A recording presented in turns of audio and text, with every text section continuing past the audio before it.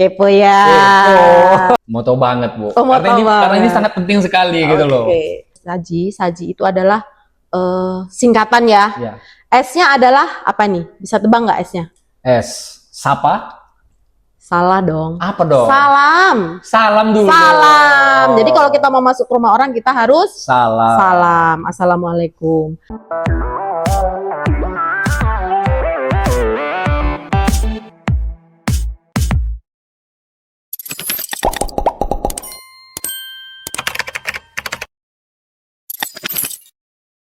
Assalamualaikum warahmatullahi wabarakatuh. Tabi pun, hari ini kembali lagi bersama saya, host Abdul Aziz dari podcast Ngopi Secret. Ngobrol pintar seputar kesehatan. Dan hari ini, Aziz ditemani langsung oleh narasumber kita, BDN Siti Wahyuni, SST MKes, Katim Promosi Kesehatan. Langsung kita tanya aja terkait Posyandu di era transformasi layanan primer. Aja mau nanya Ibu Yuni, apa sih perbedaan antara Posyandu pada saat zaman dulu sama di era sekarang? Seperti apa itu, Bu? Oke, sahabat-sahabat podcast, terutama hari ini yang hadir sasaran kita kader ya mungkin ya. Kader. Oke. Memang kita harus ditujukan kepada kader-kader Posyandu, lebih tepatnya kader-kader hebat. Apa kabar nih kader-kader hebat? Tentunya sehat semua ya. Oke, hari ini kita akan membahas tentang Posyandu di era layanan primer.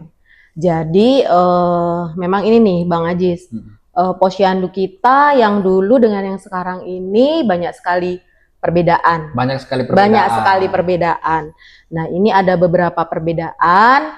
Yang pertama yaitu tentang pelayanannya sendiri. Pelayanan. Nah, kalau di era yang dulu, untuk pelayanan itu hanya diperuntukkan untuk ibu hamil, kemudian bayi dan balita. Tapi di era yang sekarang, Posyandu itu melayani sesuai siklus hidup. Jadi dimulai dari bayi masih di dalam kandungan, kemudian dia lahir menjadi balita, bayi, balita, kemudian anak prasekolah, kemudian remaja, kemudian setelah remaja dia menjadi usia produktif, kemudian yang terakhir adalah lansia. Jadi pelayanannya untuk Posyandu yang terbaru yaitu sesuai dengan siklus hidup.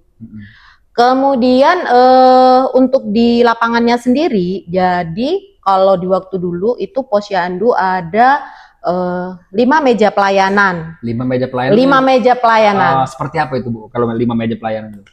Ada meja 1, meja 2, meja 3, meja 4, dan meja 5. Oh, itu tapi seperti beda-beda lah bidangnya. Iya, tetapi di era sekarang, di era layanan primer ini, ada langkah-langkahnya, yaitu langkah 1 sampai dengan langkah 5. Jadi di langkah 1 itu dia berisi tentang pendaftaran, kemudian di langkah 2 itu penimbangan dan pengukuran, kemudian di langkah 3 ada pencatatan, kemudian di langkah 4 ada pelayanan kesehatan, kemudian di langkah 5 ada penyuluhan. Nah, dari langkah 1 sampai langkah 5 ini ada satu langkah, di langkah 4 itu yang melaksanakan adalah petugas kesehatan. Kemudian untuk di langkah 1, 2, 3 selain 4 langsung ke 5 itu semua ada dilaksanakan oleh kader kesehatan kita. Kader Posyandu lah. Kader Posyandu.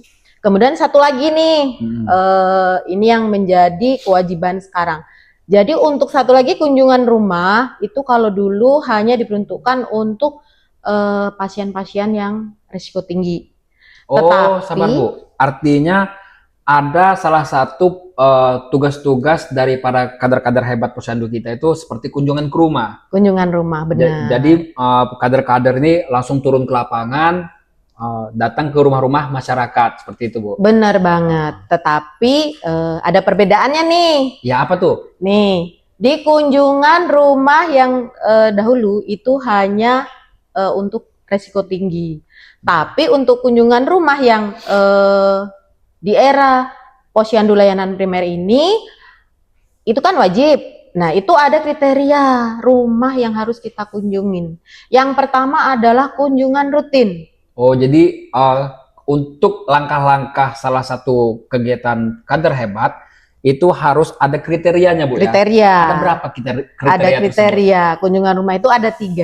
Ada 3. Salah satunya, Bu? Salah satunya adalah tadi kunjungan rutin. rutin. Kemudian yang kedua adalah kunjungan rumah untuk bagi keluarga yang ada risiko tingginya. Ada risiko tinggi. Itu seperti apa sih, Bu? Risiko tinggi biasanya yang dialami tinggi, sama masyarakat. Misalnya ya, ini kalau kita di siklus yang ibu hamil. Jadi ibu hamil itu ada yang risiko tinggi itu terutama nih, apa nih yang di risiko tinggi? Misalnya umurnya kurang dari 20 tahun. Kemudian lagi umurnya lebih dari 35 tahun yang dia tidak diperbolehkan untuk hamil lagi. Kemudian ada lagi ibu hamil dengan dia mengalami tekanan darahnya tinggi. Tekanan tinggi. Iya, itu yang resiko tinggi. Oke, baik. Kemudian ada satu lagi. Ada satu lagi. Apa itu? Kunjungan rumah yang memerlukan tindak lanjut. Nah, Aji nanya nih. Iya. Kunjungan rumah yang tidak lanjut itu seperti apa, Bu? Kunjungan rumah yang memerlukan tindak lanjut ini biasanya kasusnya adalah pasien-pasien yang kadang nih, misalnya contohnya ini ada di pelayanan bayi dan balita. Ya. Nah, bayi dan balita ini biasanya ada yang rutin menimbang, ada yang tidak rutin menimbang. Misalnya bulan ini dia menimbang, sebulan kemudian dia tidak menimbang, sebulan lagi dia menimbang. Jadi ada sela-sela, tidak setiap bulan dia menimbang. Yang seharusnya idealnya dia setiap bulan menimbang. Nah, itu apabila kenapa dia tidak menimbang secara rutin, nah itu kita wajib kunjungi. Dan di kunjungan rumah yang memerlukan tindak lanjut ini, kader tidak sendiri. Nih Bang Ajis nih, kader harus didampingi oleh siapa? Yang pertama oleh Ibu Bidan Desa, kemudian Kepala Puskesmas Pembantu. Nah, jadi sudah terintegrasi itu kunjungan rumahnya antara kader. Udah bersinergi lah, Bu. Bersinergi, bener banget. Jadi kunjungan rumahnya tadi ada 3 ya, Bang Ajis. Artinya Sobat Sehat, untuk ada kriteria ketika melakukan kunjungan di rumah seperti itu ya. Ada 3 tadi apa, Bu? 3 tadi? Yang pertama adalah kunjungan rumah rutin. Kunjungan rumah rutin, terus kunjungan rumah dengan resiko tinggi. Resiko tinggi, dan yang ketiga adalah kunjungan rumah yang memerlukan tindak lanjut. Oke, Sobat Sehat, tentunya jangan kemana-mana. Kita akan mengakhiri sesi pertama ini dan akan kita lanjuti di sesi kedua. Tetap di Ngopi Second, ngobrol pintar seputar kesehatan. Halo Sobat Sehat, khususnya untuk para kader hebat. Dan tentu sekarang kita balik lagi di sesi kedua untuk melanjut pertanyaan tadi bersama Ibu Yuni. Ibu Yuni, terkait tugas-tugas kader tadi, salah satunya Ajis dengar ada namanya tugas yang kunjungan rumah. Boleh nggak Bu Yuni tolong paparkan secara mendetail apa saja sih yang dibawa oleh petugas posyandu seperti kader-kader hebat tersebut? Oke. Jadi terkait tugas kader pada saat mereka kunjungan rumah. Nah, ini ada sangkut pautnya dengan pembicaraan kita yang terdahulu ya. Iya. Terkait tugasnya kunjungan rumah. Jadi kalau dia kunjungan rumah ada beberapa syarat yang harus dibawa, Bang Ajis. Ya, apa itu Bu biasanya yang dibawa? Yang pertama, ibu-ibu kader harus melakukan persiapan. Persiapannya apa? Yaitu mereka harus mempunyai data sasaran. Ya, data sasaran itu apa aja? Yaitu jumlah kakak. Kemudian tentunya data sasaran karena tadi sasaran kita sesuai siklus hidup. Ya. Jadi data sasaran yang disiapkan juga dimulai dari bayi, balita, usia sekolah, remaja, kemudian usia produktif dan lansia. Jadi harus lengkap ya, sesuai siklus hidup. Para kader posyandu itulah yang mendata tersebut. Iya, oke.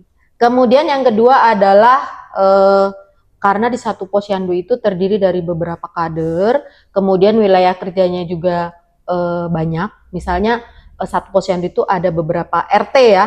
Ada beberapa RT yang harus dusun RT yang harus mereka bina. Jadi mereka harus membagi tugas dulu. Misalnya di RT 1 ini misalnya ada 5 kader. Ya. Oh, di RT 1 kader yang memudahkan untuk tugasnya yang rumahnya di RT 1 begitu. Jadi Kemudian mereka secara tidak langsung tersistematis ya, dibagi Iya, bidang, dibagi iya. penempatan sesuai bener domisili wilayah banget. seperti Ada itu. jadwal, kemudian dibagi tugasnya sesuai tadi mau per RT atau per dusun. Kemudian yang selanjutnya kader harus menyusun jadwal kapan mereka akan mengunjungi rumah-rumah itu. Kemudian selain ketiga itu tadi, satu lagi kader harus menyiapkan alat-alat yang akan dibawa. Peralatannya apa aja? Apaan tuh? Yang pertama adalah tanda pengenal. Iya. Jangan sampai kader tidak dibukakan pintu oleh sasaran kita karena dikira debt collector. Emang Ajis mau tanya Bu, tanda pengenal kader-kader itu yang seperti apa sih biasanya? Tanda pengenalnya biasalah tanda pengenal kita. Oh ya, nanti itu kan, nanti saya di episode selanjutnya nanti kita akan membahas tentang kader purwa, kemudian kader madya dan kader utama. Jadi kader-kader itu ada nama-namanya. Ada namanya. Ada kriteria, iya, ada bidang-bidangnya. Bener. Tapi kita selesaikan dulu ya. Tadi setelah membawa tanda pengenal, kader harus ada modal dikit lah nanti untuk percakapan dengan sasarannya. Iya. Modalnya seperti apa biasanya? Dia harus membawa buku ini nih Bang Ajis nih. Harus membawa buku percakapan kader. Artinya kader-kader ini nggak sembarangan dong. Nggak sembarangan dong. Jadi buku percakapannya juga ada khusus. Ini sudah dicetak oleh Kementerian Kesehatan dan sudah kita bagikan di seluruh wilayah kerja puskesmas yang ada di Lampung Timur. Halo ibu-ibu kader, apakah sudah menerimanya? Oke. Kemudian yang selanjutnya adalah ada checklist kunjungan rumah, kemudian media-media edukasi, lembar balik, dan selanjutnya pada saat kunjungan rumah jangan lupa ya Bu Kader ya, kita menerapkan metode saji. Apa itu metode Apa itu saji? Kepo ya. Mau tahu banget atau mau tahu aja? Mau tahu banget Bu. Karena ini sangat penting sekali gitu loh. Mungkin kita berterima kasih sekali kepada Pemda Lampung Timur, kemudian Dinas Kesehatan yang sudah memberikan pedoman-pedoman, buku-buku, mencetak, kemudian seperti membaginya. Iya. Ini salah satunya Bu ya? Salah satunya. Karena untuk saji ini sendiri ada dalam buku pedoman. Jadi tadi tentang saji nih Bang Ajis mau tahu banget ya? Mau tahu banget. Oke. Dalam kunjungan rumah, kader harus menggunakan metode saji. Saji itu adalah singkatan ya. S-nya adalah apa nih? Bisa tebak nggak S-nya? S. Sapa? Salah dong. Apa dong? Salam. Salam dulu. Salam. Jadi kalau kita mau masuk ke rumah orang kita harus salam. Salam. Assalamualaikum. Kemudian yang selanjutnya adalah ajak bicara. Jadi Bu Kader harus mengajak sasarannya bicara. Ajak bicara ini adalah kita menggali informasi-informasi kesehatan yang menjadi keluhan-keluhan sasaran kita. Artinya para kader hebat ini dilatih untuk mendekati masyarakat secara persuasif seperti itu. Benar banget. Jadi ya ajak bicara, kemudian J-nya itu kita menjelaskan. Jadi setelah tadi diajak bicara itu kita gali masalah-masalah kesehatannya, dijelaskan. Ini kita sudah memberikan konseling, edukasi bagaimana cara mengatasi tadi masalah kesehatan yang diderita oleh sasaran kita. Kemudian nih yang terakhir nih, yang terakhir adalah I, ingatkan. Ingatkan. Kepo nggak nih? Apa yang diingatkan? Ingatkan agar masyarakat nggak tahu Bu. Oh, nggak tahu. Oke, berarti harus dijelaskan lagi ya oleh Bu Katim. Jadi ingatkan adalah kita mengevaluasi. Apakah tadi yang sudah kita konselingkan kepada sasaran kita. Kemudian jangan lupa kalau mengingatkan sasaran kita untuk minum obat secara teratur, untuk datang ke posyandu di bulan berikutnya, untuk cek kesehatan. Ternyata kader seperhatian itu ya sama masyarakat ya. Namanya kader hebat. Jadi kader hebat ini melakukan ada namanya metode saji. Salam, ajak bicara, jelaskan dan ingatkan. Seperti itu Sobat Sehat. Lalu terkait untuk selanjutnya itu selain dia saji, apalagi itu Bu? setelah dia melakukan kegiatan tugas seperti tadi? Masih ada ya tugas kader ya. Setelah dia melakukan kunjungan rumah, kemudian mengisi form tentang kunjungan rumah, yang selanjutnya dilakukan direkapitulasi oleh kader. Ya. Jadi mereka harus melaporkan hasil rekapitulasi itu ke puskesmas pembantu, Bang Ajis, yang ada di wilayah kerja mereka. Jadi, melaporkannya jadi setiap minggu. Setiap minggu para kader hebat melaporkan hasil kunjungan rumah ke puskesmas pembantu. Nanti puskesmas pembantu akan merekap ya yang dari RT-RT dan dusun-dusun, yang selanjutnya akan dilaporkan ke puskesmas induk setiap bulannya. Jadi ingat Bu Kader, pelaporannya setiap minggu ya, bukan setiap bulan. Ternyata, terima kasih Bu Yuni. Ternyata Sobat Sehat, tugas-tugas para kader-kader hebat ini memang nggak gampang. Artinya lumayan penting ya. Tapi Aji pengen nanya, dengan tugas-tugas yang seberat ini, yang menurut Aji ya Bu ya, apakah ada seperti pelatihan khusus dan lain sebagainya, itu seperti apa? Oke, jadi di era transformasi layanan primer ini tugas kader kita cukup berat. Cukup berat, iya dong, nggak boleh sembarangan dong. Iya, jadi nih kita pemerintah dan Kementerian Kesehatan, Pemda Lampung Timur, kemudian Dinas Kesehatan Lampung Timur tidak tinggal diam dong. Jadi kita meningkatkan kapasitas kader. Bagaimana tuh caranya? Untuk mencapai 25 keterampilan. 25? Iya, jadi nanti kader itu sampai mendapatkan 25 keterampilan yang selanjutnya dibuktikan setelah lulus diberikan sertifikat. Iya. Jadi ini untuk mendapatkan 25 kompetensi itu nggak langsung naik 25 Bang Ajis.